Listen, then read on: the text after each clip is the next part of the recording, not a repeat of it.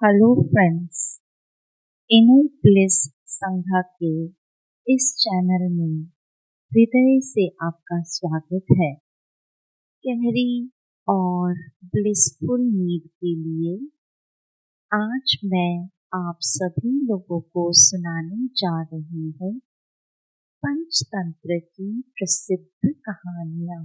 हमारा अभिप्राय है कि आप इस प्यारी सी कहानी को सुनते सुनते गहरी नींद में प्रवेश कर जाएं और अपनी सारी फिजिकल, मेंटल और इमोशनल थकान को भूल जाएं।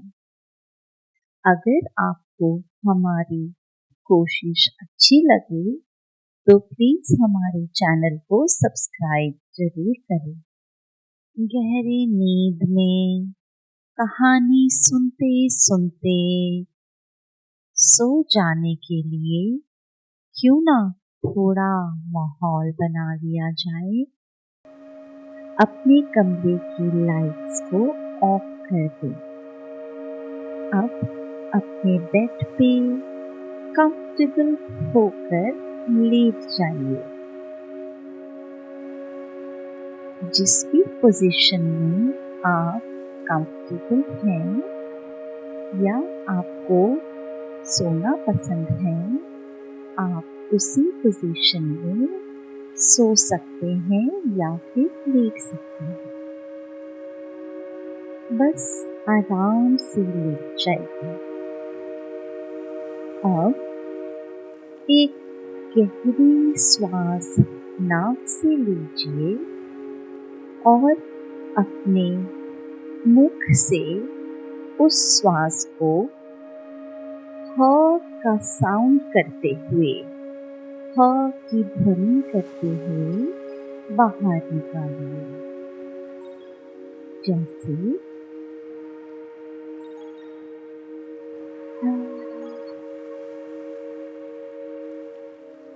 एक बारी और गहरी श्वास नाक से लीजिए और सारी थकान और स्ट्रेस को अपने मुख से ह की ध्वनि के साथ बाहर निकाल दीजिए।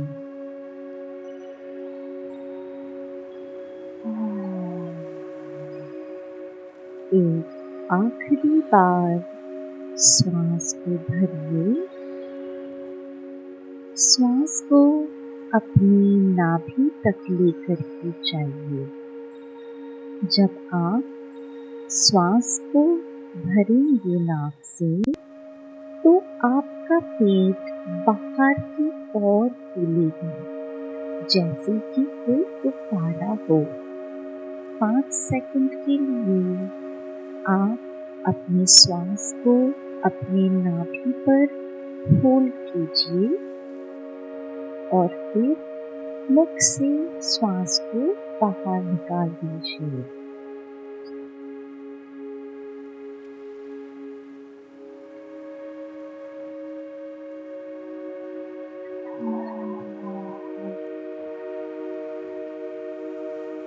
आप अपने ध्यान को अपने शरीर पर केंद्रित कीजिए। तकिए को महसूस कीजिए। गद्दे को महसूस कीजिए। आप अब अपने ध्यान को पैरों की उंगलियों पर केंद्रित कर दीजिए। दोनों पैरों की उंगलियों पर अपने ध्यान को लेकर के जाइए। आपके पैरों की उंगलियां शांत और शिथिल हो रही हैं। पैरों के तलवे शांत और शिथिल हो रहे हैं।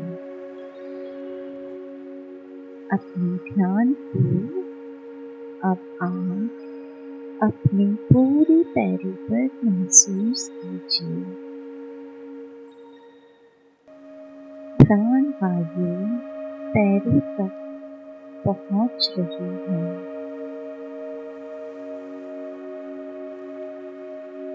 आपकी पिंडलियां शांत और शिथिल हो रही हैं। दोनों पैरों की पिंडलियां शांत और शिथिल हो रही हैं। आपके घुटने शांत और शिथिल हो रहे हैं। दोनों पैरों के घुटने शांत और शिथिल हो रहे हैं। आपकी दोनों जांघ शांत और शिथिल हो रही हैं। आपकी दोनों जंघाएं शांत और शिथिल हो रही हैं। आपका पेट का पूरा हिस्सा शांत और शिथिल हो रहा है।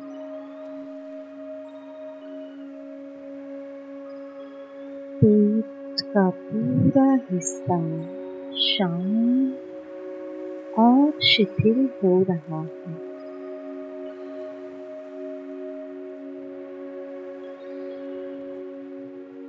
आपकी छाती का पूरा हिस्सा शांत और शिथिल हो रहा है। और आपकी छाती का पूरा हिस्सा शांत और शिथिल हो रहा है। आपका मन शांत और शिथिल हो रहा है। आपकी पूरी पीठ शांत और शिथिल हो रही है। आपकी पूरी पीठ और मेरुदंड शांत और शिथिल हो रहा है। आपका मस्तिष्क शांत और शिथिल हो रहा है। आपका पूरा मस्तिष्क शांत और शिथिल हो रहा है। आपकी आंखों की सारी नाड़ियां और मांसपेशियां शांत और शिथिल हो रही हैं। आपकी आंखों की सारी नाड़ियां और मांसपेशियां शांत और शिथिल हो रही हैं। आपके पूरे चेहरे के सभी हिस्से शांत और शिथिल हो रहे हैं। आपका पूरा चेहरा शांत और शिथिल हो रहा है। विचार शून्य हो रहे हैं। विचार शून्य हो रहे हैं। विचार शून्य हो रहे हैं। आपका पूरा शरीर शिथिल और शांत हो रहा है। आपका पूरा शरीर शिथिल और शांत हो रहा है। विचार शांत हो रहे हैं। विचार शांत हो रहे हैं। आपका मन शांत हो रहा है। आपका मन शांत हो रहा है, आपके विचार शून्य हो रहे हैं, आपके विचार शून्य हो रहे हैं। एक शहर में यज्ञदत्त नाम का एक गरीब और सुस्त ब्राह्मण रहता था। एक बार अपनी पत्नी से परेशान होकर वो घर छोड़कर चला गया। जंगल से गुजरते समय उसे एक कुएं से आती कुछ आवाजें सुनाई दी। पास जाकर झांककर देखा तो भीतर एक बाघ, एक बंदर, एक सांप और एक व्यक्ति दिखा। बाघ ने उसे देखकर आवाज दी और बोला, श्रीमान, कृपया मदद कीजिए।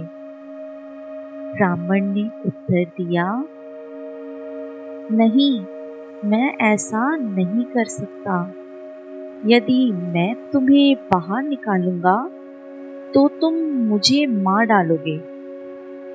बाघ ने कहा, मैं वचन देता हूँ कि मैं कुछ नहीं करूँगा।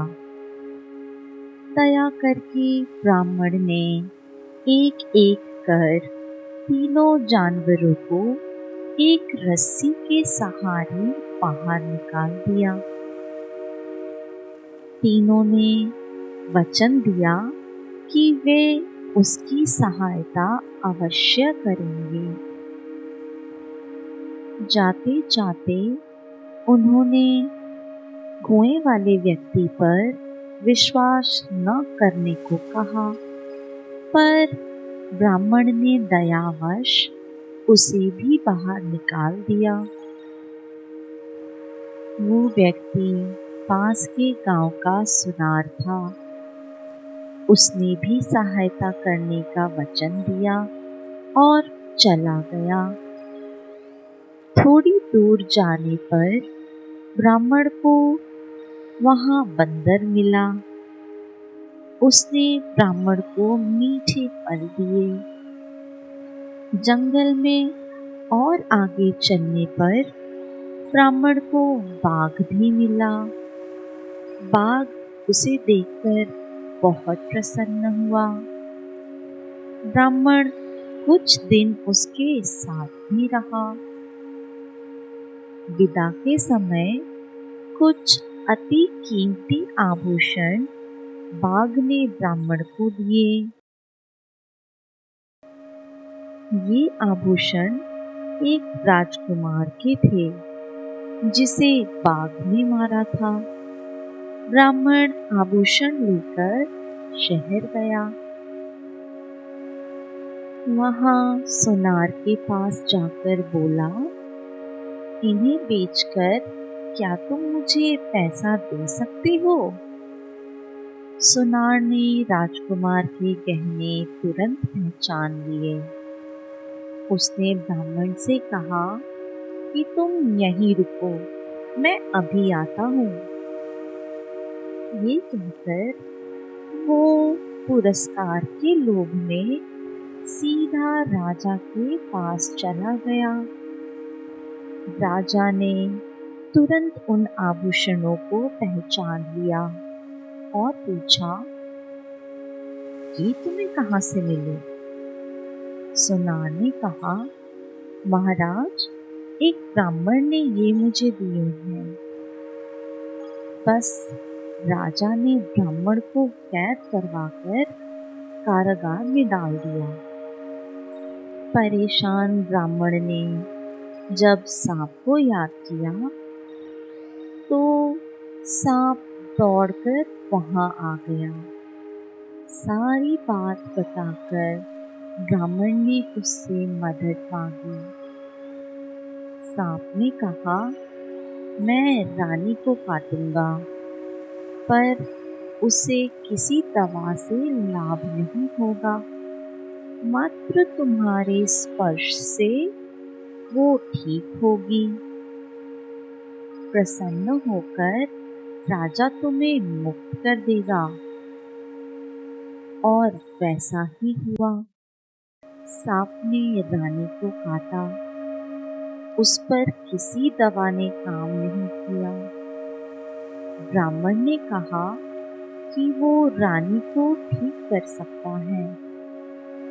राजा की अनुमति से उसने रानी को स्पर्श किया और वो उठ बैठी।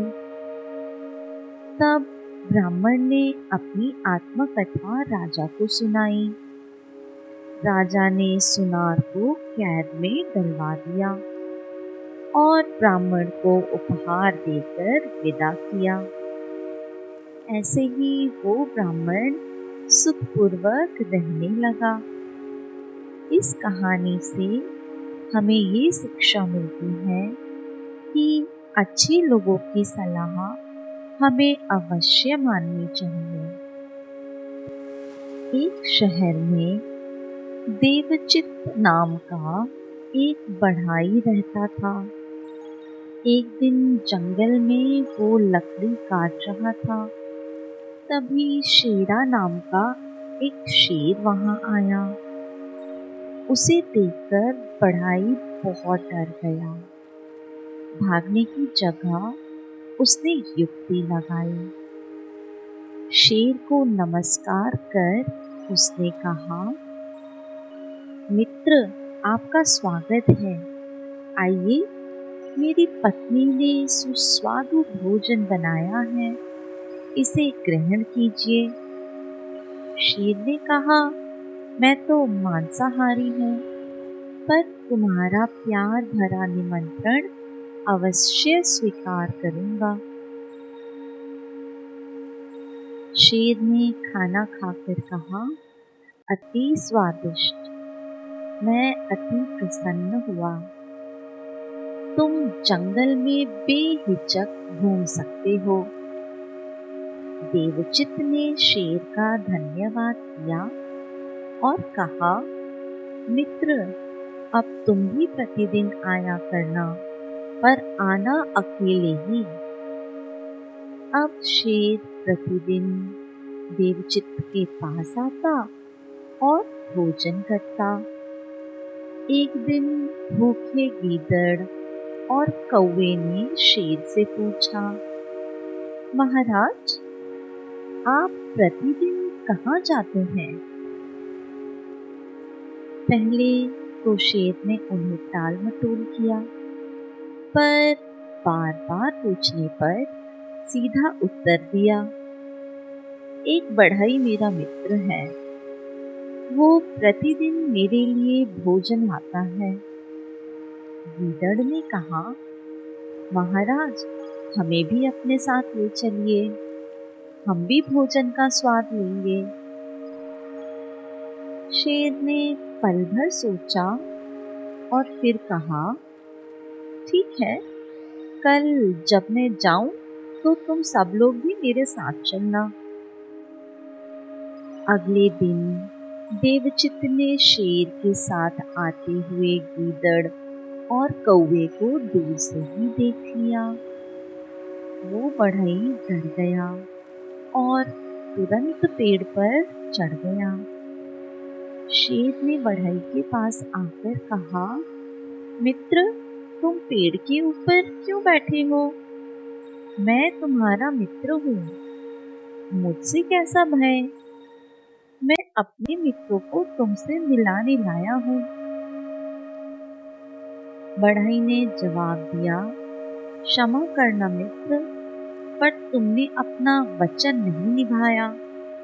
मैं तुमसे भयभीत नहीं हूँ, पर तुम्हारे मित्रों पर कैसे विश्वास करूं? यह कहानी हमें यह शिक्षा देती है कि अधम सलाहकारों वाले अच्छे शासक पर भी विश्वास नहीं करना चाहिए। एक समय सूरत नाम का राजा अयोध्या पर राज्य करता था। उसका बीरबल नाम का एक मंत्री बहुत ही चतुर था। वो राज्य में छिड़े विद्रोह को दबाने गया हुआ था। तभी एक कपटी सन्यासी वहां आया और अपनी भविष्यवाणियों के द्वारा बहुत प्रसिद्ध हो गया। राजा ने उसकी ख्याति सुनी और उसे बुलावा भेजा।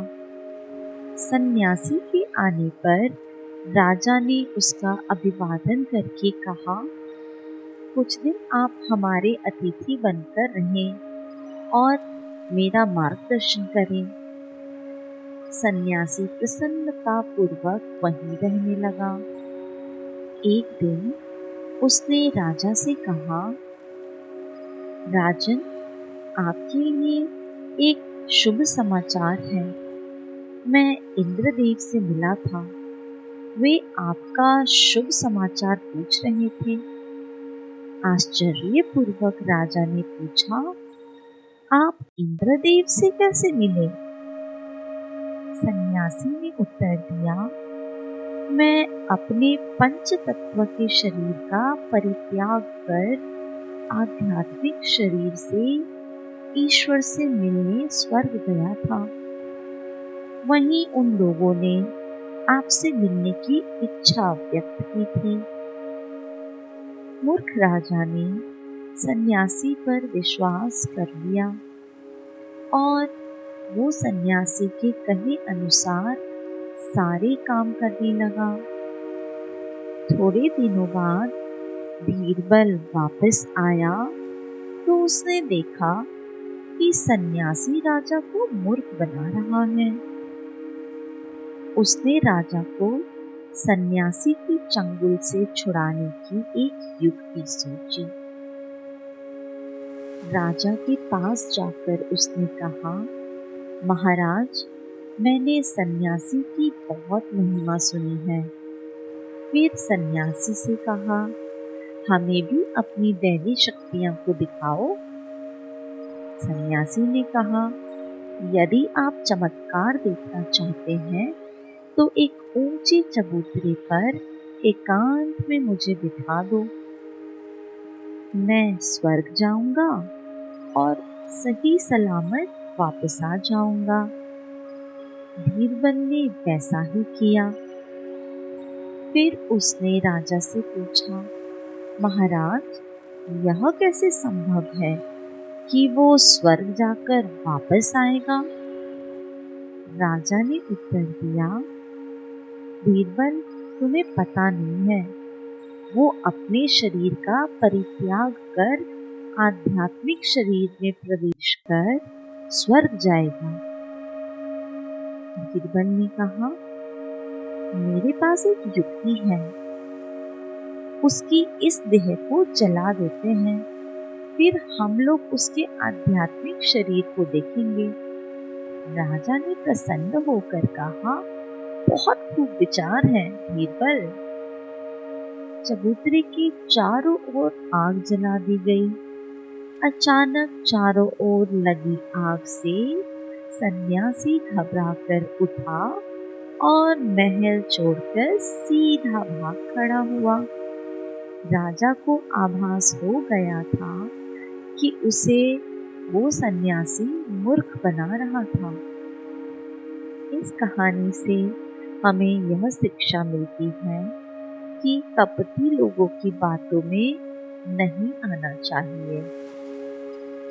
राजगृह में देव शर्मा नाम का एक ब्राह्मण रहता था। उसकी पत्नी संतानहीन होने के कारण बहुत दुखी और चिंतित रहती थी। एक दिन ब्राह्मण ने अपनी पत्नी को एक फल दिया और कहा, आज मैं एक संत से मिला था। उसने मुझे तुम्हारे लिए यह फल दिया है और कहा है कि यदि तुम इस फल को खा लोगी तो साल भर में तुम्हें पुत्र रत्न की प्राप्ति होगी। ब्राह्मणी ने फल खा लिया। साल भर बाद उसने पुत्र के रूप में एक नाग को जन्म दिया। सबने उसे मार देने की सलाह दी, पर ब्राह्मणी पुत्र प्रेम के कारण उसका लालन पालन करने लगी। कालांतर में नाग बड़ा हो गया। ब्राह्मण की पत्नी ने ब्राह्मण से कहा कि अब हमें पुत्र का विवाह कर देना चाहिए। ब्राह्मण ने अपने पुत्र के लिए वधू की खोज प्रारंभ कर दी। वो अपने मित्र के घर गया। मित्र उसे देख अति प्रसन्न हुआ और आने का प्रयोजन पूछा।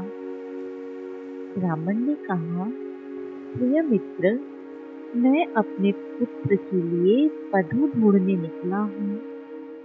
मित्र की प्रसन्नता का ठिकाना न रहा। उसने कहा, विवाह योग्य मेरी कन्या तो है, क्या तुम उसे अपनी पुत्र वधू के रूप में स्वीकार करोगे? ब्राह्मण ने हकलाते हुए कहा, पर क्या तुम मेरे पुत्र को पहले देखना नहीं चाहोगे? मित्र ने तुरंत कहा, कैसी बात करते हो? क्या मैं तुम्हें नहीं जानता हूँ? प्रसन्न मन से उस प्रस्ताव को स्वीकार कर घर आकर ब्राह्मण ने सारी बात बताई। ब्राह्मणी भी अति प्रसन्न हुई। लोगों को जब इस बात का पता चला तो उन्होंने तरह तरह की बातें बनानी शुरू कर दी।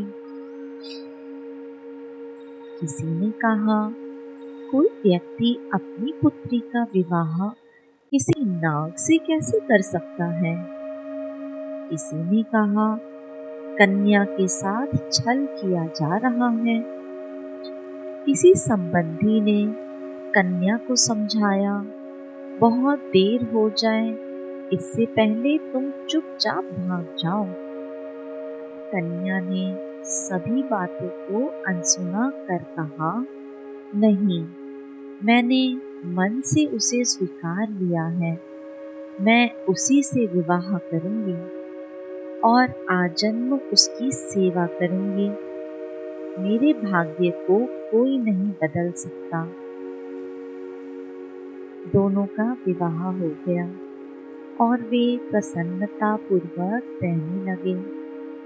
एक रात वो उठी तो सामने एक सुंदर पुरुष को बैठे पाकर चौंक पड़ी और पूछा, तुम कौन हो? उस व्यक्ति ने कहा, प्रिय, डरो मत, मैं तुम्हारा पति हूँ। वो कहने लगी, ये हो ही नहीं सकता, मेरा पति तो नाग है। नाग ने पुनः अपना रूप धारण किया और खोल में जा छुपा। यह देख वो बहुत प्रसन्न हुई। अब हर रात नाग मनुष्य का रूप लेता और प्रातः फिर से नाग बन जाया करता। एक दिन ब्राह्मण को ये बात पता चल गई। उसने अपनी पत्नी से कहा, प्रिय, हमें अपने पुत्र को रोकना होगा। रात में जब वो मानव रूप में होगा तो हम नाग वाला खोल जला देंगे। ब्राह्मण दंपति ने रात की प्रतीक्षा की। रात में जब नाग ने मानव रूप लिया तो चुपचाप नाग के खोल को उन्होंने जला दिया। यह देखकर उनका पुत्र बहुत प्रसन्न हुआ। वो श्राप से मुक्त हो गया था। उसने अपने माता पिता का धन्यवाद किया और सपरिवार सुखपूर्वक रहने लगा। इस कहानी से हमें यह शिक्षा मिलती है कि सच्चे प्रेम में बहुत शक्ति होती है। देवों के देव इंद्रदेव के पास सुमकमल नाम का एक चतुर और बुद्धिमान तोता था। उसे पवित्र ग्रंथों का विलक्षण ज्ञान था, जिससे वह सभी देवताओं का मनोरंजन किया करता था। एक दिन तोता भगवान इंद्र और सभी दरबारियों को वेद का ज्ञान दे रहा था। तभी यमदेव वहां पधारे। यमदेव को देखते ही तोता भयभीत हो गया और उसने दौड़ के जाके इंद्रदेव की पनाह ली।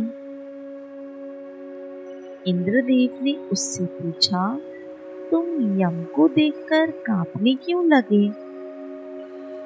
तोते ने उत्तर दिया, यम के आने से सदा मृत्यु आती है। वह सभी के दुख का कारण बनते हैं, इसीलिए मैं भयभीत हूँ। तोते की यह बात सुनकर सभी देवों ने उसका भय दूर करने के लिए उससे कहा, पर यम तो हम सबसे मिलने आए हैं, वो तुम्हें कोई क्षति नहीं पहुंचाएंगे। फिर इंद्र ने यम से कहा, कृपया अपना वचन दें कि इस तोते को कोई क्षति नहीं पहुंचाएंगे। प्रत्युत्तर में यम ने कहा, मैं कैसे वचन दे सकता हूँ? मैं इस संबंध में कुछ भी नहीं कह सकता। किसी की भी मृत्यु का निर्णय मेरे हाथों में नहीं है। इंद्र ने पुनः पूछा, तब कौन इसका निर्णय करता है? यम ने कहा, यह तो समय देव काल पुरुष के हाथों में है, वही इसका निर्णय करते हैं। सभी देवताओं ने सहमति में सुम कमल के प्राणों की रक्षा करने का निर्णय किया। सभी एक साथ मिलकर समय देव काल पुरुष के पास जाकर बोले, हे काल पुरुष, इस तोते के लिए हम सबकी आपसे एक प्रार्थना है।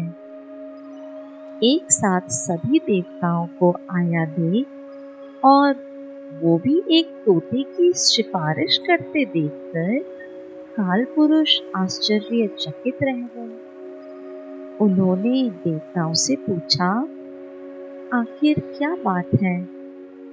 आप सबका एक साथ कैसे आना हुआ? देवताओं ने उनसे अनुरोध करते हुए कहा, आपसे विनती है कि आप इस तोते को प्राणदान दे दें। काल पुरुष ने तुरंत कहा, नहीं नहीं, मैं इस तोते को प्राणदान नहीं दे सकता। मैं इस संबंध में आपकी सहायता नहीं कर सकता हूँ। इसका निर्धारण तो मात्र मृत्यु देव ही कर सकते हैं।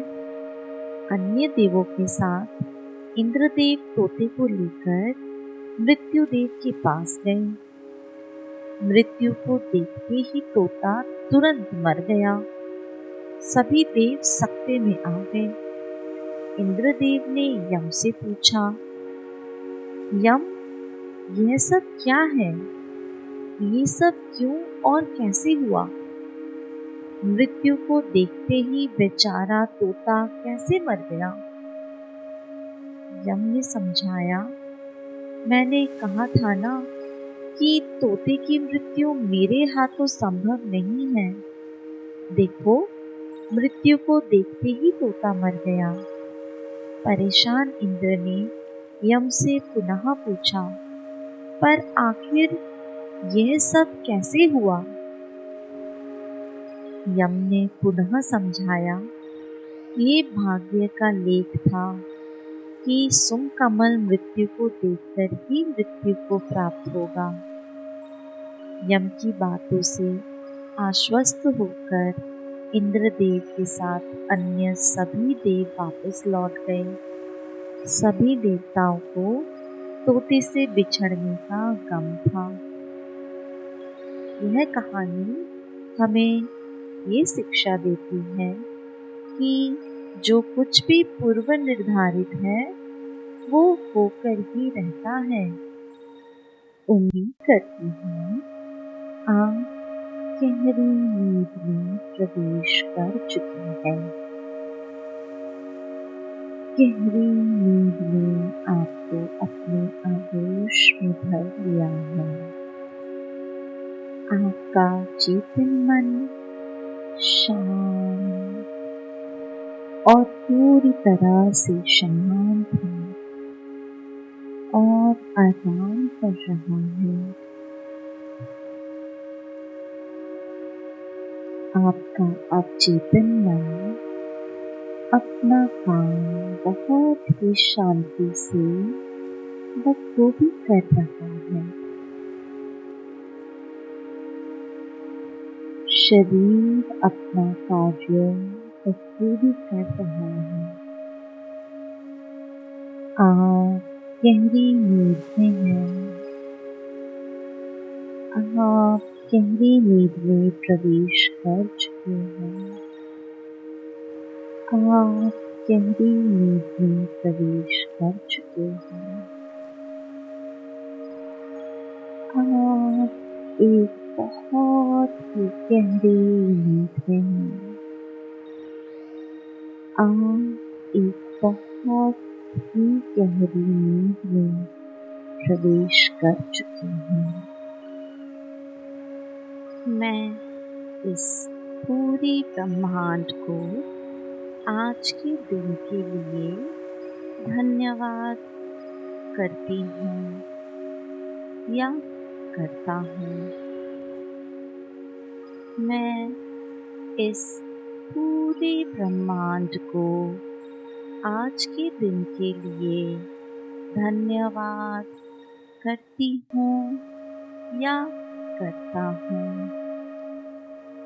मैं इस पूरे ब्रह्मांड को आज के दिन के लिए धन्यवाद करता हूँ या करती हूँ। मैं धन्यवाद करती हूँ या करता हूँ उस विधाता का जिन्होंने मुझे बनाया और यह जीवन प्रदान किया है। मैं धन्यवाद करती हूँ या करता हूँ उस विधाता का जिन्होंने मुझे बनाया है और यह जीवन प्रदान किया है। मैं धन्यवाद करती हूँ या करता हूँ उस विधाता का जिन्होंने मुझे बनाया और यह जीवन प्रदान किया है। मैं जिंदा हूँ, स्वस्थ हूँ और मस्त हूँ। मैं बहुत खुश हूँ और मेरा मन पॉजिटिव ऊर्जा से भरा हुआ है। मैं जिंदा हूँ, स्वस्थ हूँ और मस्त हूँ। मैं बहुत खुश हूँ और मेरा मन पॉजिटिव ऊर्जा से भरा हुआ है। मैं जिंदा हूँ, स्वस्थ हूँ और मेरा मन पॉजिटिव ऊर्जा से भरा हुआ है। मैं मस्त हूँ और बहुत खुश हूँ। मेरे अंदर जाती हुई हर श्वास मुझे स्वस्थ कर रही है, विचारों को सकारात्मक कर रही है। पॉजिटिव कर रही हूँ और बाहर जाती हुई हर श्वास मेरे हर शारीरिक और मानसिक नकारात्मक ऊर्जा, नेगेटिव एनर्जी और विचारों को निकालती जा रही है। मेरे अंदर जाती हुई हर श्वास मुझे स्वस्थ कर रही है, विचारों को सकारात्मक पॉजिटिव कर रही है और हर बाहर जाती हुई श्वास मेरे हर शारीरिक और मानसिक नकारात्मक ऊर्जा, नेगेटिव एनर्जी और नेगेटिव विचारों को निकालती जा रही है। मेरे अंदर जाती हुई हर श्वास मुझे स्वस्थ कर रही है, विचारों को सकारात्मक और पॉजिटिव कर रही है और मेरी हर बाहर जाती हुई श्वास मेरे शारीरिक और मानसिक नकारात्मक ऊर्जा यानी नेगेटिव एनर्जी और नेगेटिव विचारों को निकालती जा रही है। मेरा मन बहुत शांत और आनंदमयी महसूस कर रहा है। मेरा मन बहुत शांत और आनंदमय महसूस कर रहा है। मेरा मन बहुत शांत और आनंदमय महसूस कर रहा है। मेरा मन बहुत शांत और आनंदमय महसूस कर रहा है। मैं अपने अतीत की हर बुरी घटना से उबरकर बाहर आ चुकी हूँ या आ चुका हूँ। मैं अपने अतीत की हर बुरी घटना से उबरकर बाहर आ चुकी हूँ या आ चुका हूँ। मैं अपने अतीत की हर बुरी घटना से उबरकर बाहर आ चुकी हूँ या आ चुका हूँ। जाने अनजाने में मुझसे जो भी गलतियाँ हुई हैं उसके लिए मैं खुद को माफ़ करती हूँ या माफ़ करता हूँ। मैं जाने अनजाने में मुझसे जो भी गलतियाँ हुई हैं उसके लिए मैं खुद को माफ़ करता हूँ या फिर करती हूँ। जाने अनजाने में मुझसे जो भी गलतियाँ हुई हैं उसके लिए मैं खुद को माफ़ करता हूँ या फिर माफ़ करती हूँ।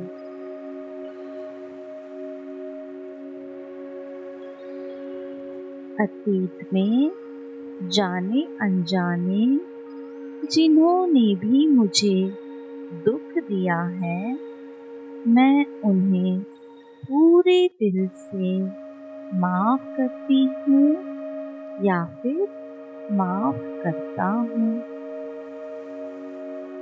अतीत में जाने अनजाने जिन्होंने भी मुझे दुख दिया है, मैं उन्हें पूरे हृदय से माफ करती हूँ या फिर माफ करता हूँ।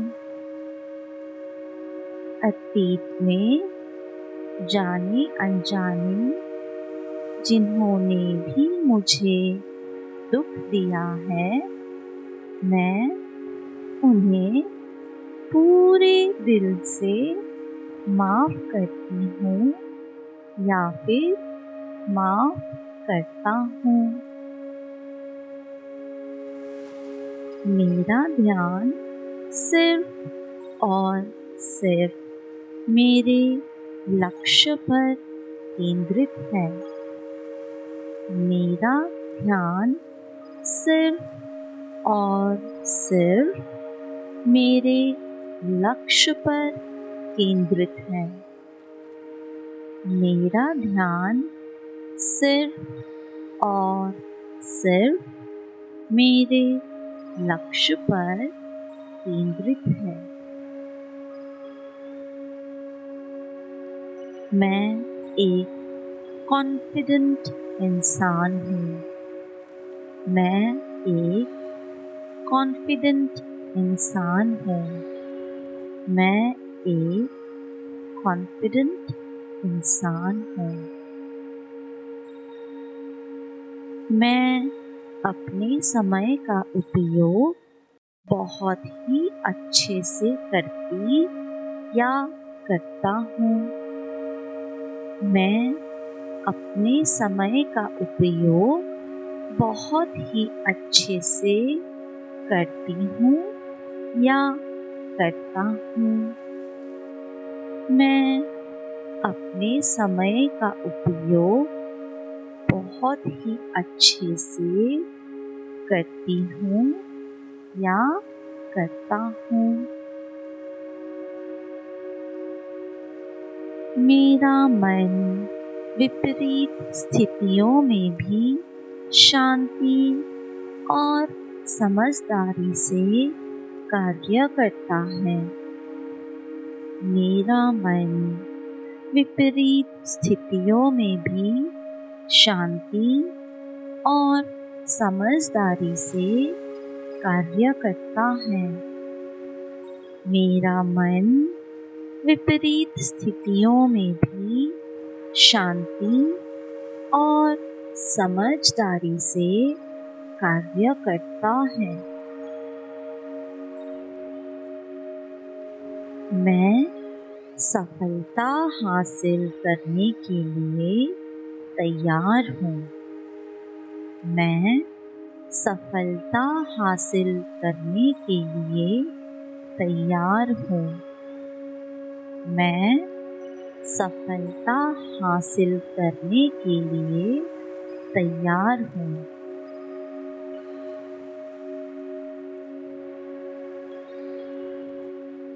आज के दिन मैं अपने लक्ष्य की ओर बेहतर कदम उठाने वाली हूँ या उठाने वाला हूँ।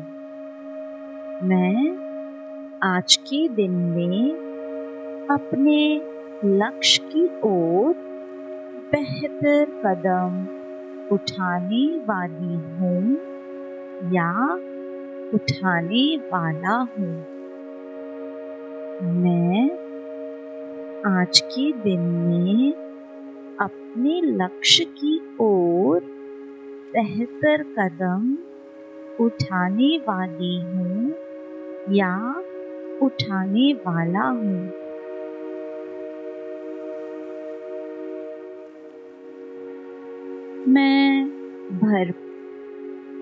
मैं भरपूर ऊर्जा से भरा हुआ या फिर भरी हुई उठती हूँ या उठता हूँ।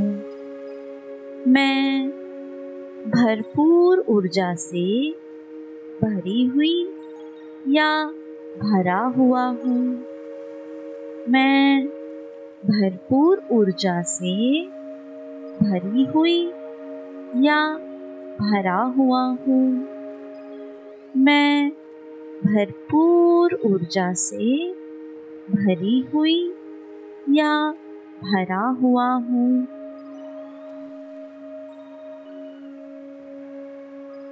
मेरा पूरा दिन ऊर्जा से भरा हुआ व्यतीत हो रहा है। मेरा पूरा दिन ऊर्जा से भरा हुआ व्यतीत हो रहा है। मेरा पूरा दिन ऊर्जा से भरा हुआ व्यतीत हो रहा है। मेरा पूरा दिन ऊर्जा से भरा हुआ व्यतीत हो रहा है।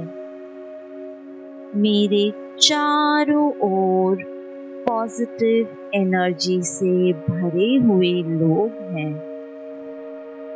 मेरे चारों ओर पॉजिटिव एनर्जी से भरे हुए लोग हैं।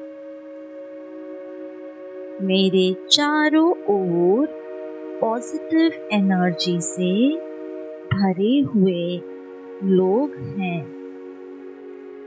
सब लोग मुझे सहयोग करते हैं। मेरी मदद करने के लिए तत्पर रहते हैं। सब लोग मुझे सहयोग करते हैं।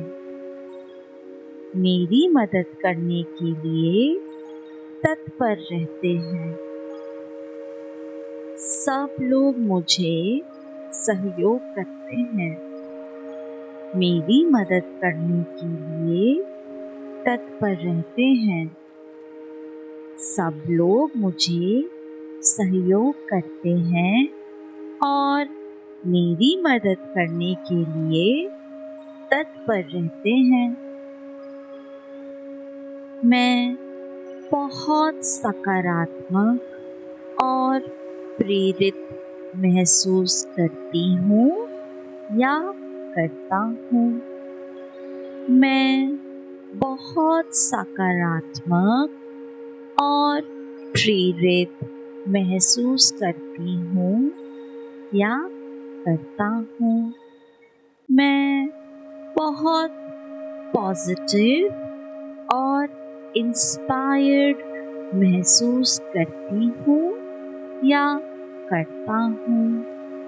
मैं बहुत पॉजिटिव और मोटिवेटेड महसूस करती हूँ या करता हूँ।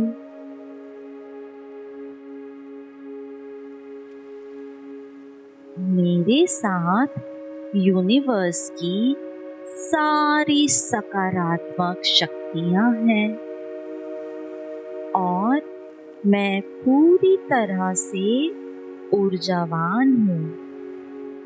मेरे साथ यूनिवर्स की सारी सकारात्मक शक्तियाँ हैं और मैं पूरी तरह से ऊर्जावान हूँ।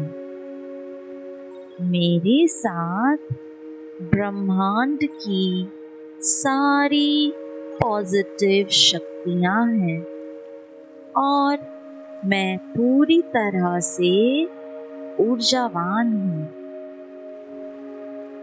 मेरे साथ ब्रह्मांड की सारी पॉजिटिव एनर्जीज हैं और मैं पूरी तरह से एनर्जेटिक हूँ। मैं पूरी तरह से एनर्जेटिक हूँ। मैं ब्रह्मांड को आज के दिन के लिए धन्यवाद करती हूँ या करता हूँ। मैं इस पूरे ब्रह्मांड को आज के दिन के लिए धन्यवाद करता हूँ या करती हूँ। मैं इस पूरे ब्रह्मांड को आज के दिन के लिए धन्यवाद करता हूँ या करती हूँ।